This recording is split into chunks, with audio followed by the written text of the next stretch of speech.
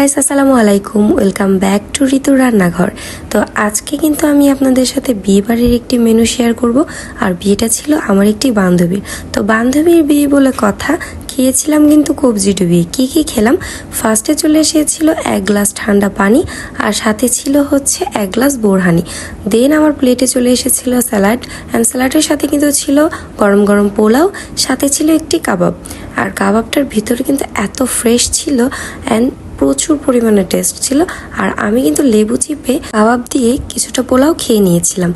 এবার চলে এসেছিল চিকেন রোস্ট, আর চিকেন রোস্টটাও কিন্তু খুব টেস্ট ছিল।